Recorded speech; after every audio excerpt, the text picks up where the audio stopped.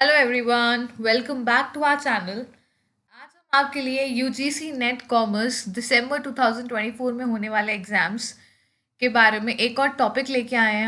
हम लेके आए हैं जो टॉपिक है वो है कॉरपोरेट अकाउंटिंग। कॉरपोरेट अकाउंटिंग के बारे में पढ़ने वाले हैं आज हम कि कॉरपोरेट अकाउंटिंग होती क्या है, शेयर्स क्या होते हैं, इशू ऑफ शेयर्स क्या होते हैं, फॉरफीचर री इशू ऑफ शेयर्स क्या होते हैं। चलिए आइए बात करते हैं हम शेयर्स की। अगर हम किसी भी कंपनी की अगर हम बात करें, चलिए एक एग्जांपल लेते हैं। एक कंपनी है एक्स लिमिटेड। एक्स लिमिटेड को ये जब शुरू हुई थी, इसको पैसे की रिक्वायरमेंट थी। इसको पैसे चाहिए थे 10 लाख रुपए। इसको चाहिए थे 10 लाख रुपए की कैपिटल। तो इसके पास चॉइस थी ये 10 लाख रुपए कहाँ से लाए। कुछ पैसा ये अपने इंडिविजुअल अपना पर्सनल पैसा लेके आ सकते थे। पर्सनल जो उनके पास है, जैसे मान लो 1-2 लाख रुपए उनके पास पड़ा हुआ है, कहीं से वो लोन ले सकते थे। या उनके पास और भी एक ऑप्शन है शेयर्स का। शेयर्स का मतलब क्या हुआ, ये जो टोटल कैपिटल होती है, अगर इसको आप छोटे डिनोमिनेशंस में बाइफरकेट कर दें, जैसे कि मान लो अगर आपको 10 लाख रुपए की कैपिटल की रिक्वायरमेंट है, आपने 10 लाख की जो कैपिटल है, अगर इसको आप शेयर्स के फॉर्म में डिवाइड करना चाहते हो, शेयर्स के फॉर्म में बाइफरकेट करना चाहते हो, तो आपने क्या करा, इसको टुकड़ों में बाइफरकेट कर दिया। मतलब 10 रुपए का एक शेयर। तो आपको कितने नंबर ऑफ शेयर्स मार्केट में बेचने पड़ेंगे ताकि आपके पास 10 लाख रुपए हो जाए। तो आप क्या करोगे, 1 लाख शेयर्स कितने रुपए के, at the rate rupees 10 each. 1 lakh shares at the rate rupees 10 each. 1 lakh share 10 रुपए का आप मार्केट में सेल आउट करोगे, तभी आपके पास कितनी अमाउंट हो जाएगी, 10 लाख रुपीज़। तो बेसिकली ये क्या है, कैपिटल जो होती है, कैपिटल उसका स्मॉलर डिनोमिनेशन है। ये स्मॉलर डिनोमिनेशन कि टुकड़ों में बाइफरकेट कर दो और मार्केट में क्या कर दो, उसको सेल आउट कर दो, वो शेयर सेल आउट कर दो। तो लोग क्या करते हैं, उसको सब्सक्राइब करते हैं, खरीदते हैं उन शेयर्स को। देखो कितने रुपए का एक शेयर, 10 रुपए का शेयर है, इजीली अफोर्डेबल है। लोगों के ऊपर चॉइस होती है, 50 खरीदे, 5,000 खरीदे, 10,000 की खरीदे, जितने भी मर्जी। ठीक है। तो बट कंपनी की एक लिमिटेशन होती है, वो आगे हम पढ़ेंगे कि जितनी कैपिटल उसको रिक्वायर्ड है, उसके बियॉन्ड वो कंपनी अपने बियॉन्ड, उसके बियॉन्ड नहीं सेल आउट कर सकती। जैसे 10 लाख रुपए की कैपिटल रिक्वायर्ड है उनको, उन्होंने क्या करा, मार्केट में जो शेयर्स थे, 10 10 रुपए के शेयर्स मार्केट में उतारे बेचने के लिए। कितने शेयर्स हो गए, 1 लाख शेयर्स, 10 रुपए वाले।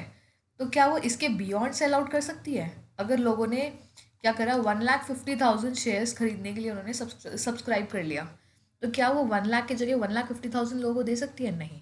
उस केस में आ जाता है प्रो राटा, या फिर वो वापस करेंगे शेयर्स। तो आगे हम पढ़ेंगे डिटेल में इसके बारे में। चलिए आइए एक बार डेफिनेशन को देखते हैं।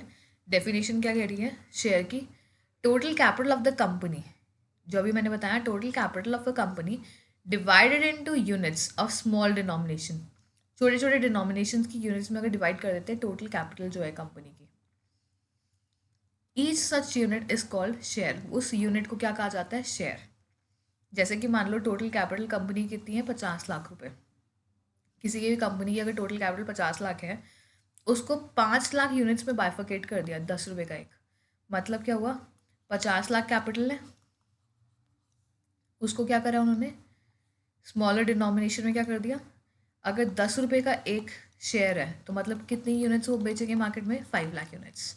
तो वही चीज़ उन्होंने यहाँ पे मेंशन कर रखी है, 5 लाख यूनिट्स, 10 रुपए की एक यूनिट। तो मार्केट में बेचेंगे तभी उनके पास टोटल कैपिटल, जितनी रिक्वायर्ड कैपिटल है उतनी उनके पास मिलेगी उन्हें। ठीक है। नेचर ऑफ शेयर्स क्या है, जो शेयर का नेचर है वो क्या है, shares of the company are movable property. ये आपको पता होना चाहिए, मूवेबल। आप ट्रांसफर कर सकते हैं। अगर आपने एक शेयर खरीदा है किसी भी कंपनी का, अगर आप शेयर्स खरीदते हैं तो आप उसको बेच भी सकते हैं, दूसरे पर्सन को भी आप ट्रांसफर कर सकते हैं, वो दूसरा पर्सन खरीद लेगा। तो शेयर्स क्या है, बेसिकली एक मूवेबल प्रॉपर्टी है which can be transferred in in the manner provided by articles of association. देखो कंपनी के ना दो डॉक्यूमेंट्स बनते हैं, एक होता है आर्टिकल ऑफ एसोसिएशन, इसमें बेसिकली कंपनी के, और दूसरा क्या होता है, मेमोरेंडम ऑफ एसोसिएशन। तो इनके बारे में भी हम आगे पढ़ने वाले हैं। तो बेसिकली रूल्स वगैरह जो होते हैं कंपनी के, किस तरीके से शेयर इशू करेंगे, किस तरीके से ट्रांसफर करेंगे, ये इसमें मैंशनड होते हैं। ठीक है। कितनी टोटल कैपिटल कितनी इशू हो सकती है, कंपनी कितनी टोटल कैपिटल इशू करेगा, मैक्सिमम अमाउंट ऑफ कैपिटल, तो वो सब चीज़ें, जितने भी चीज़ें हैं, ये दो डॉक्यूमेंट्स जो होते हैं इसीलिए बने होते हैं, इसमें सब कुछ मैंशनड होता है। इन दोनों के बारे में हम आगे डिटेल में पढ़ने वाले हैं अभी।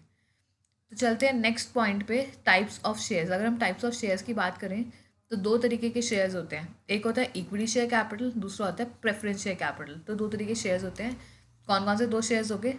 इक्विटी शेयर्स और प्रेफरेंस शेयर्स। इनके डिफरेंस बहुत इंपॉर्टेंट है, कोई भी पॉइंट इसमें से पूछा जा सकता है।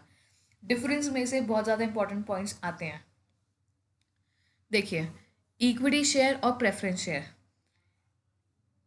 इन दोनों शेयर्स के बारे में पढ़ना बहुत ज़्यादा इंपॉर्टेंट है। क्या कहते हैं? अगर ओनरशिप के बिहाफ पे अगर इनका डिफरेंस देखें तो क्या कहते हैं?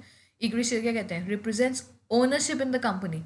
इक्विटी शेयर होल्डर्स को क्या कहा जाता है? कंपनी के ओनर। इक्विटी शेयर होल्डर्स कौन बन जाते हैं? ओनर्स, क्योंकि वो मैनेजमेंट वगैरह में पार्टिसिपेट कर लेते हैं। ये एक तरीके से ओनर्स हो गए कंपनी के। But preference shares does not represent ownership, इनको ओनर्स नहीं कहा जाता। They are considered as creditors. तो इक्विटी शेयर्स को ये डिफरेंस के लिए भी और ये एमसीक्यूज के लिए भी बहुत इंपॉर्टेंट है। इक्विटी शेयर्स को ओनर्स कहा जाता है, but preference shares are not the owners of the company. ठीक है। अगर हम वोटिंग राइट्स की अगर हम बात करें, equity share holders have voting rights. इनके पास क्या होता है? इक्विटी शेयर होल्डर्स के पास वोटिंग राइट्स होते हैं, कंपनी के डिसीजन में पार्टिसिपेट कर सकते हैं। लेकिन प्रेफरेंस शेयर होल्डर्स के पास वोटिंग राइट्स नहीं होते, except specific situation such as dividends. अगर कोई डिविडेंड अनपेड है सिर्फ तभी, वरना प्रेफरेंस शेयर होल्डर्स के पास कोई भी वोटिंग राइट्स नहीं होते। नेक्स्ट, अगर हम बात करें डिविडेंड की, variable dividend depends on the companies profits. जो इक्विटी शेयर होल्डर्स के पास होता है डिविडेंड, उनका वेरी करता रहता है, चेंज होता रहता है। चेंज होने का मतलब क्या हुआ? अगर कंपनी को कभी प्रॉफिट्स हुए तो उस केस में डिविडेंड ज़्यादा हो जाएगा। लॉस हुए तो ऐसा भी हो सकता है लॉस के केस में डिविडेंड ना मिले। तो इक्विटी शेयर होल्डर्स वालों का डिविडेंड क्या होता है? वेरी करता रहता है। डिविडेंड मतलब क्या हुआ? जो भी शेयर्स आप होल्ड करते हो उसके ऊपर कुछ ना कुछ बेनिफिट मिलता है, प्रॉफिट मिलता है, उसको क्या कहते हैं? डिविडेंड। लेकिन अगर हम प्रेफरेंस शेयर होल्डर्स की बात करें तो उनका क्या होता है? फिक्स्ड। जैसे उनके आगे लिखा होता है 10% प्रेफरेंस शेयर कैपिटल, तो 10% उनका डिविडेंड हो गया। किसी भी लिखा होगा 6% प्रेफरेंस शेयर कैपिटल, तो 6% is the rate of dividend, कि कितना डिविडेंड उन्हें मिलेगा।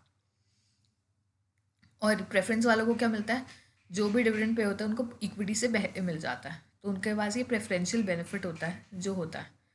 नेक्स्ट, अगर हम बात करें रिस्क की, higher risk as the value depends upon company's performance. लेकिन इसमें क्या होता है? प्रेफरेंस वालों के लिए क्या होता है? लो रिस्क, क्योंकि उन्हें प्रायोरिटी में जो प्रेफरेंस शेयर होल्डर्स होते हैं उनको इक्विटी से ज़्यादा प्रायोरिटी मिलती है, उनसे पहले उनको क्या मिल जाता है? डिविडेंड।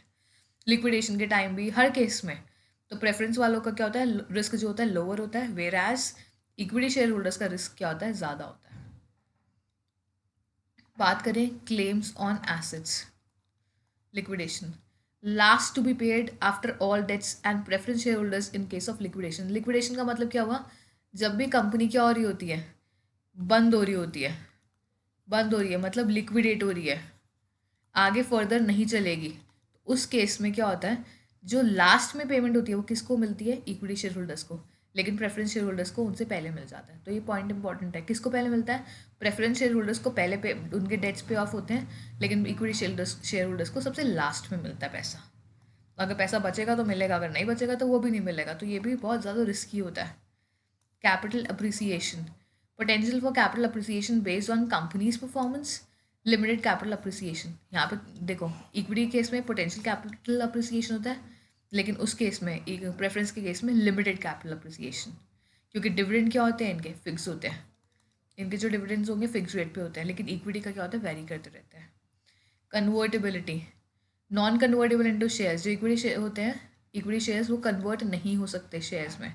लेकिन अगर प्रेफरेंस शेयर्स की बात करें, सम में भी कन्वर्ट इनटू इक्विटी शेयर्स, कुछ शेयर्स इक्विटी शेयर्स में कन्वर्ट हो सकते हैं। ठीक है।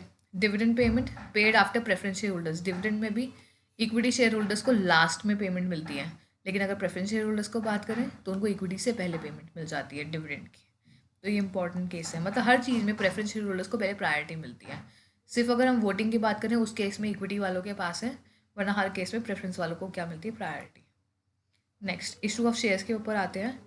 Issue of shares, issue of shares refers to process through which a company offers its shares to public और private investor to raise capital. किस तरीके से शेयर्स इशू करती है कंपनी ताकि अपने कैपिटल रेज कर सके, बिजनेस ऑपरेशन के थ्रू एक्सपैंड कर सके, उनके नीड्स के थ्रू।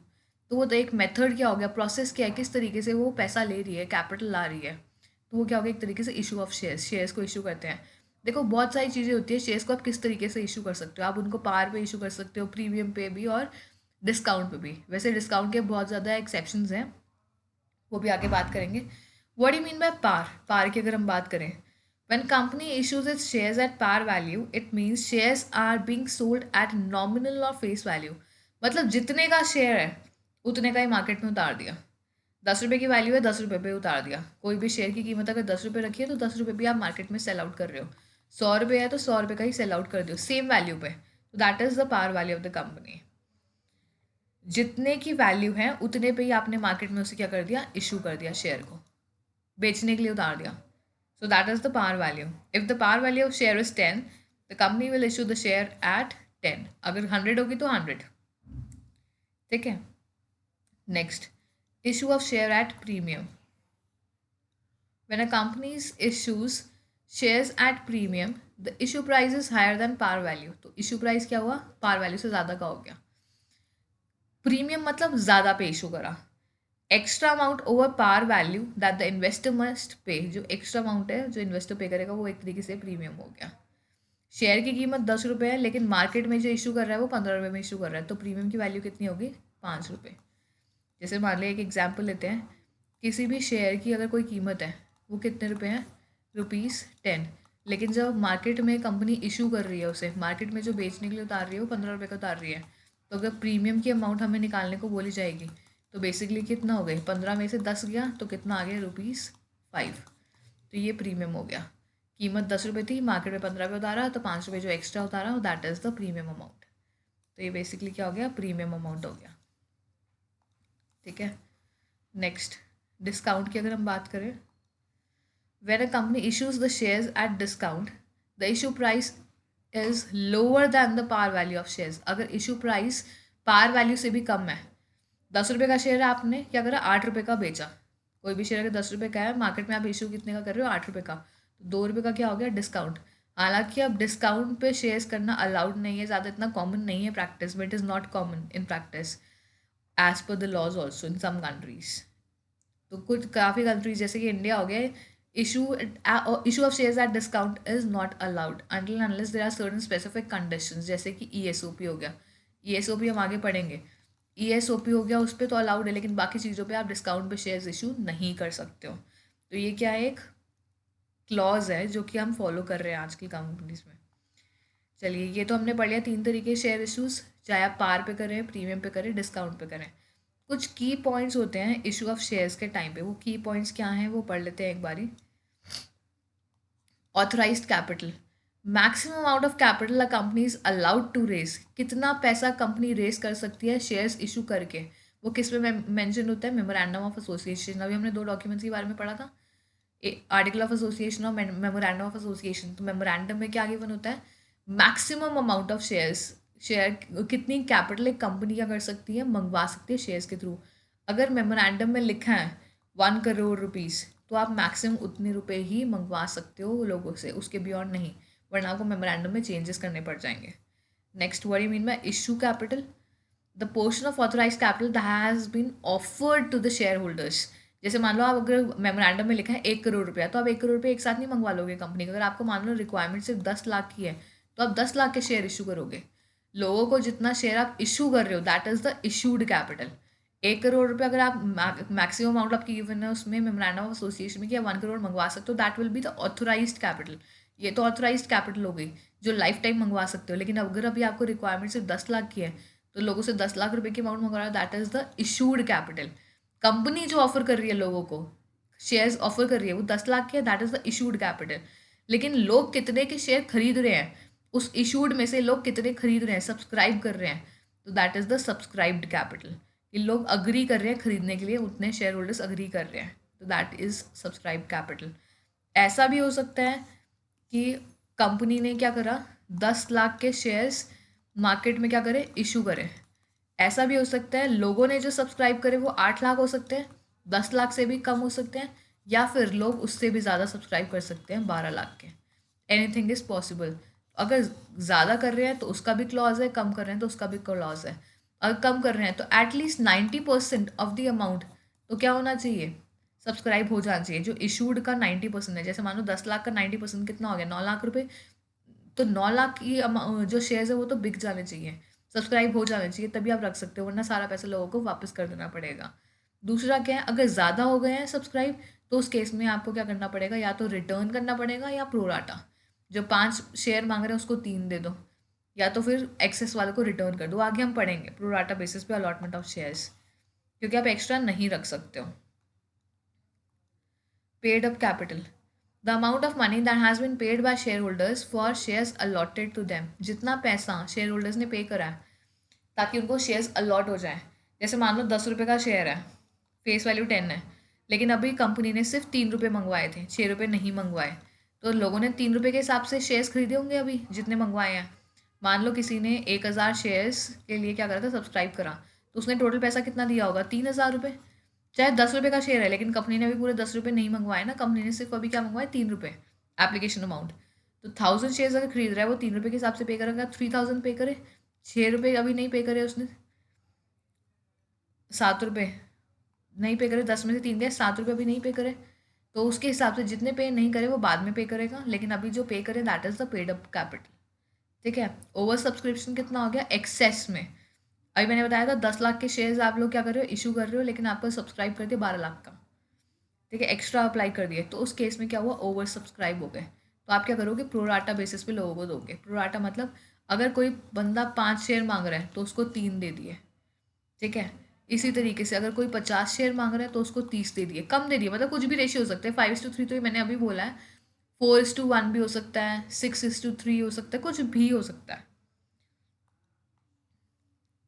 ठीक है।